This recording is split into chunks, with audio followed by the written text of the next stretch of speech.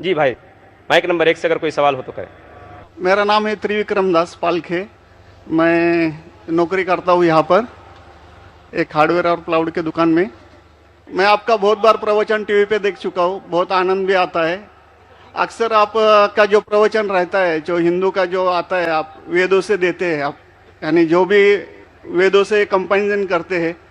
लेकिन हमारा जो वेद है वो अक्सर जो है वो स्वर्ग यानी जन्नत तक ज़्यादा करके ये करते हैं।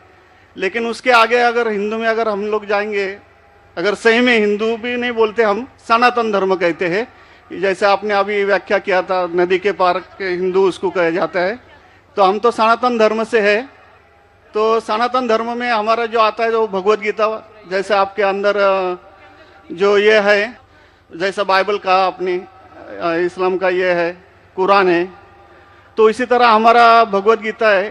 और जो भगवान के बारे में जानना है यानी अल्लाह के बारे में जानना है, तो अगर हमारा है तो भागवतम है। तो भागवतम से हम लोग हमारा चलता है सब कुछ। अगर ये है वेद तो हमको स्वर्ग तक जाने के लिए है।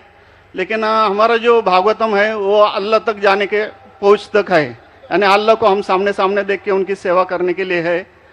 तो जो अभी आपने जो भी बोले थे, जो जवाब दिया था, अभी कर रहे थे औरतों के बारे में, माता जी लोगों के बारे में, तो हमारे भगवत गीता में भी लिखा है कि औरत को भगाता है तो उसको मार दीजिए। ऐसा नहीं है कि आपके इसमें सब में एक ही जैसा है।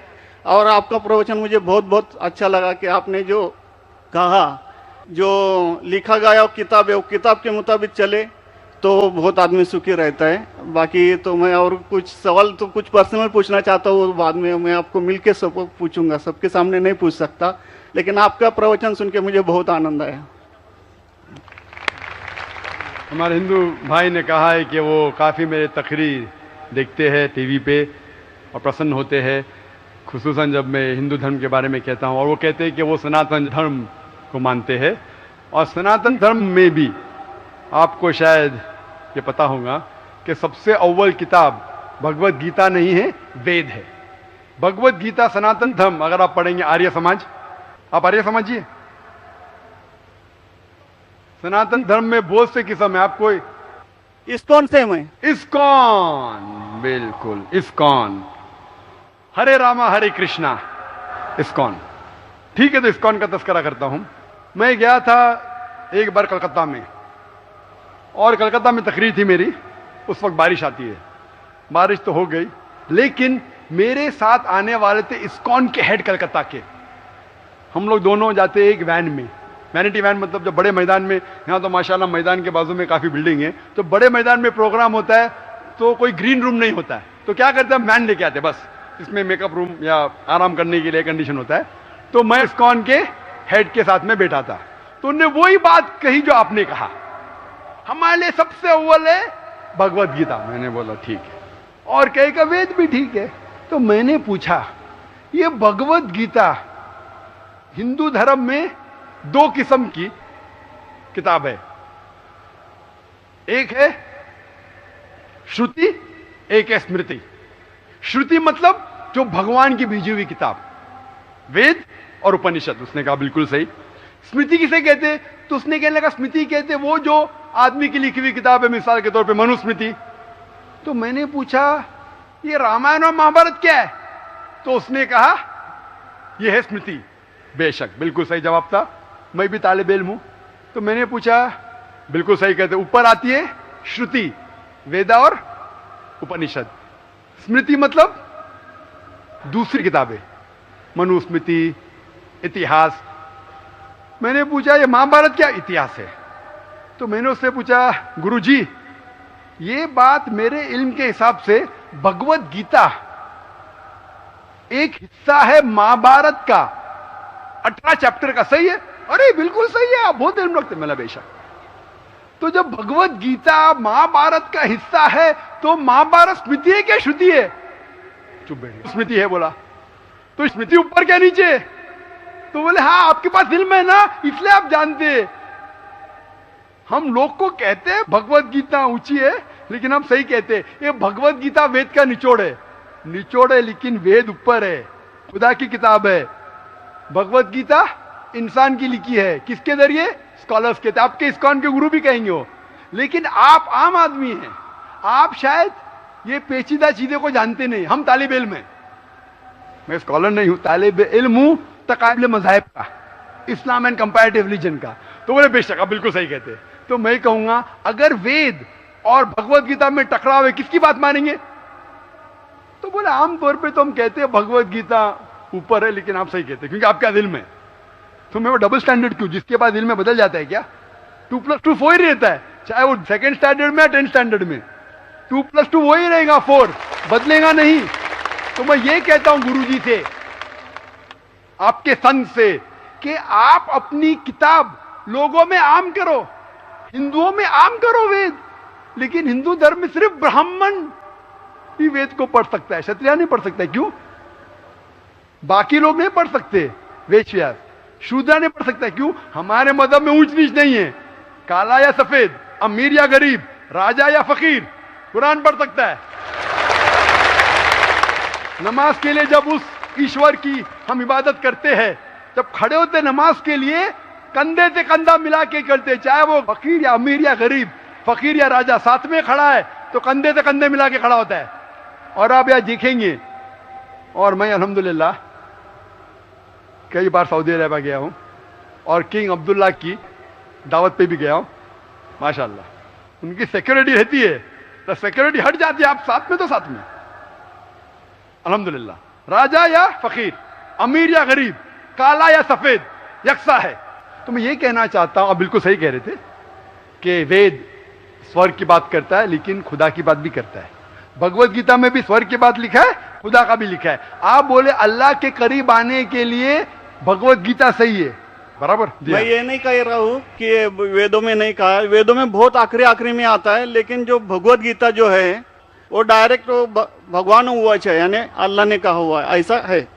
तो इसके लिए अभी वेद तो संस्कृत में है, वो पढ़ नहीं सकते, लेकिन जो भगवत गीता है वो बहुत सारी इसमें ट्रांसलेशन हो गई है। और जो भगवत गीता है बहुत सारे आदमी ने यानी लिखी हुई है, करीबन 200-300 लोगों ने लिखी है अपने अपने हिसाब से। हाँ, बिल्कुल सही कहा। लेकिन इस्कॉन का जो गीता है भगवत गीता, वो गुरु परंपरा में है, वो भी आदमी है, एज इट इज लिखा हुआ है। यानी वो परंपरा में अगर गया तो वो कृष्ण तक गया, यानी जिसने जो कहा है वो एज इट इज है, इसके लिए उसका लिखा हुआ as it is Bhagavad Gita. आपके स्वामी प्रभुपदा, बराबर, यस बराबर हुआ, स्वामी प्रभुपदा। प्रभुपदा इंसानी थे ना? हाँ, इंसानी थे ना, मैं किधर ना बोल रहा हूँ। ये हमारा कुरान जो है ना, डायरेक्ट अल्लाह की तरफ से, तो ना मोहम्मद सल्लल्लाहु अलैहि वसल्लम ने लिखा है। वही हम लोग ने ये कुरान जो है डायरेक्ट अल्लाह की नाजिल हूबहू। इसलिए जितने भी दिगर मज़ाहिब की किताब है, जैसे वक्त जाने लगे बदलते गए। आप बिल्कुल सही कहते, 300 किस्म की किताब है, बाइबल सैकड़ों किस्म, हमारे IRF में 200 किस्म की बाइबल है। आप किसमें मानेंगे? कुरान आप लो, कोई भी कुरान लो, इंडिया में, अमेरिका में, यूके में, हिंदुस्तान में, पूना में, हूबहू वही है। एक लफ्ज की बात दूर रही, आ की मात्रा, ई की मात्रा, जबर जेर पेश, वो भी फर्क नहीं है, फत्ता दम्मा कसरा में भी फर्क नहीं है। ओरिजिनल कुरान में तो फत्ता दम्मा कसरा था नहीं, लेकिन आज जब हम पढ़ते हैं माशाअल्लाह। तो मैं ये कहना चाहता हूं, जितनी भी किताबें पहले आई, आज भी आप बिल्कुल सही कहते हैं, भगवत गीता वेद का निचोड़ है। लेकिन जब निचोड़ होता है वो असली फल से कॉन्ट्रडिक्ट करे तो फल और अहम है। मैं बिल्कुल मानता हूं, स्वामी प्रभुपदा मानते हैं कि भगवत गीता क्या है, वेद का निचोड़ है। और वो कहते हैं, मैं भी पढ़ चुका हूं, आपकी Bhagavad Gita as it is पढ़ चुका हूं, उसमें ही लिखा, उसका ही ट्रांसलेशन था। भगवत गीता अध्याय नंबर 7 श्लोका नंबर 20 में, जो कोई दुनियादारी के पीछे भागता है वो गलत खुदाओं के पीछे भागता है। आपकी भगवत गीता में लिखा है एज इट इज में, और उसका अगर प्रीफेस पढ़ेंगे उसमें लिखा है कि ये जो वेद है वो गाय है, भोज से गाय है, और कृष्ण क्या है, दूध निकालने वाला इंसान, और दूध क्या है, भगवत गीता है। सही कह रहा हूं कि नहीं? प्रीफेस में लिखे है। कौन कहता है? आपके स्वामी प्रभुपदा। मुझे उसका ट्रांसलेशन पसंद है। अक्सर हमारे वहां भी माशाअल्लाह 50 से ज्यादा भगवत गीता है। मैं लेकिन स्वामी प्रभुपदा की गीता को पसंद करता हूं, अच्छी गीता है। इसीलिए मैं प्रीफेस कह रहा हूं। लेकिन उसमें भी लिखा हुआ है, उसके अंदर भी वो निचोड़े वेद का निचोड़ है। लेकिन निचोड़ मतलब नहीं कि असल फल को गाय को छोड़ देंगे, गाय चले जाएंगी तो दूध क्या करेंगे आप? गाय रहेंगी तो दूध मिलते रहेगा ना। दूध को लेंगे, गाय को मार देंगे, दूध आपका खत्म हो जाएगा भाई। गाय को जिंदा रखो, रोज दूध लो, बराबर के नहीं? दूसरे बच्चे पैदा करेंगे गाय, लेकिन तो गाय को मत छोड़िए। इससे हमें पता लगता है, उसमें लिखा हुआ है, आपके वेद में लिखा हुआ है कि और एक पैगंबर आने वाला है।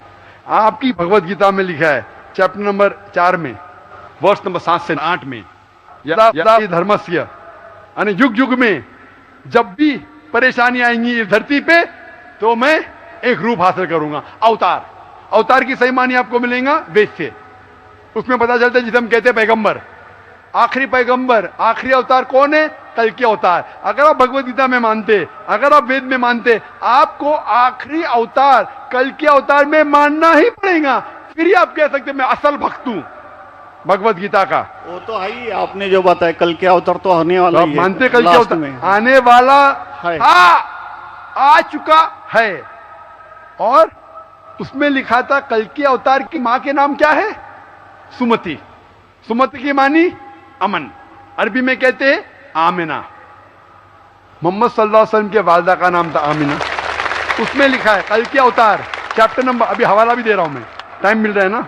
कल के अवतार चैप्टर नंबर 2 वर्ष नंबर 5 श्लोक नंबर 5, 7, 9, 11, 15। इसमें लिखा है कि उसके वालिद का नाम है विष्णु यास।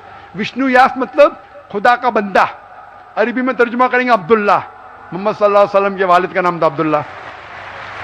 उसमें लिखा है वो इसी जगह में पैदा होंगे जो अमन की जगह है। हम मानते हैं कि मक्का एक अमन की जगह है। उसमें लिखा है कि वो उस फैमिली में पैदा होंगे जो उस इलाके के अमीर होंगे। हम जानते हैं कि कुरैश के फैमिली में पैदा हुए थे मोहम्मद सल्लल्लाहु अलैहि वसल्लम। उसमें लिखा है कि वो 12वीं तारीख माधव के दिन पे पैदा होंगे। वो 12वीं रब्बी अव्वल मोहम्मद सल्लल्लाहु अलैहि वसल्लम पैदा है। आगे आप पढ़ेंगे, वेद में लिखा है कि उसके 4 करीब दोस्त थे, जिसका मैं जिक्र किया हूं। 4 करीब दोस्त मोहम्मद सल्लल्लाहु अलैहि वसल्लम के थे, जो हजरत अबू बकर, हजरत उमर, हजरत उस्मान, हजरत अली। मैं अल्लाह भी मौल, अल्लाह ताला की रहमत सब पे हो। किसके बारे में जिक्र करें? उनको सबसे पहली जो वही आएंगी वो आएंगी एक गार के अंदर। हम जानते हैं मोहम्मद सल्लल्लाहु अलैहि वसल्लम सबसे पहली वही आए गारे हिरा में। फिर वो करेंगे हिजरत, नॉर्थ की तरफ फिर से वापस आएंगे। मोहम्मद सल्लल्लाहु अलैहि वसल्लम हिजरत की मदीना जो नॉर्थ के ऊपर है, फिर से वापस आए। मैं तो 1 घंटा सिर्फ तस्करा कर सकता हूं। मोहम्मद सल्लल्लाहु अलैहि वसल्लम हिंदू धर्म में वक्त नहीं है। मैं ये पूछना चाहता हूं, आप मानते क्या इस कल के अवतार में? आप मानते मोहम्मद सल्लल्लाहु अलैहि वसल्लम आखिरी पैगंबर है? मैं तो कुरान 3 बार पढ़ा हूँ साहब, मैं तो मानता हूँ कुरान को, वो बात नहीं है। मानना सिर्फ जरूरी नहीं, अमल करना जरूरी है। मैं कहूंगा मैं खुदा को मानता हूं, खुदा की बात पे अमल ना करता हूं तो बेकार है। मैं कहता हूं मैं मेरे वालिद से बहुत मोहब्बत करता हूं, वालिद की बेइज्जती करता हूं, वालिद की बात नहीं मानता हूं, वालिद से बदतमीजी करता हूं, तो क्या फायदा? आप समझ रहे ना?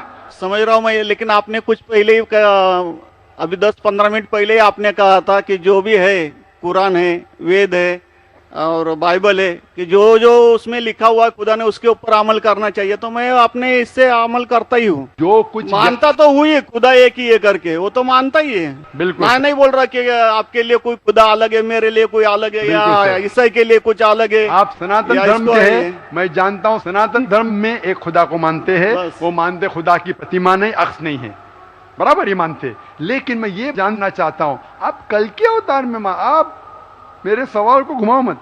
मैं जानता हूं, नहीं है मैं ये जानता हूं, सनातन धर्म के बारे में जानता हूं।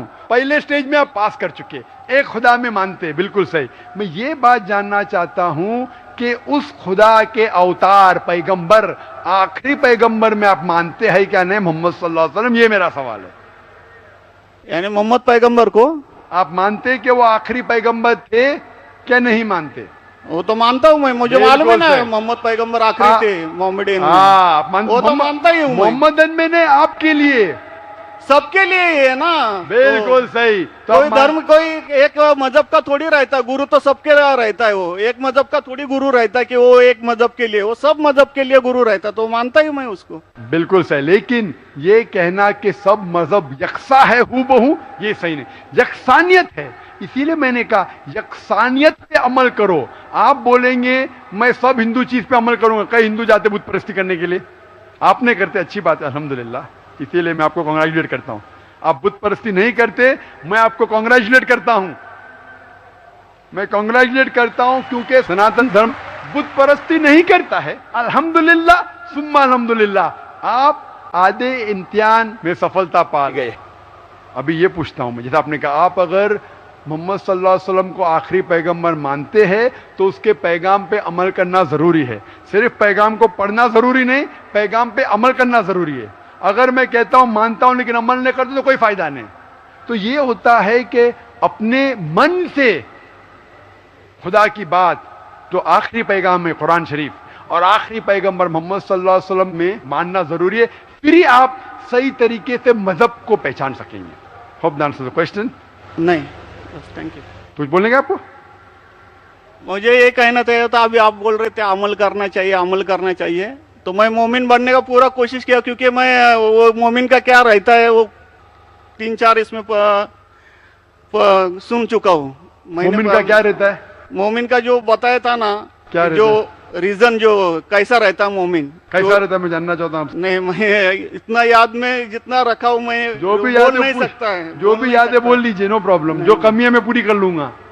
नहीं नहीं यार, जान लीजिए, अगर दूसरे को भी क्वेश्चन पूछना है, मैं आपसे मौका मोहब्बत मिलना करता चाहिए। हूँ, मैं आपसे मैं आपको मोहब्बत करता पर्सनली मिलता हूँ बाद में। हूँ। अच्छा, बाद में मिलेंगे स्टेज के बाद इंशाल्लाह। ओके, ठीक है। हरे कृष्णा। बहनों की तरफ से कोई अगर सवाल हो तो गैर मुस्लिम बहनों को तरजीह दी जाए, उनको पहले मौका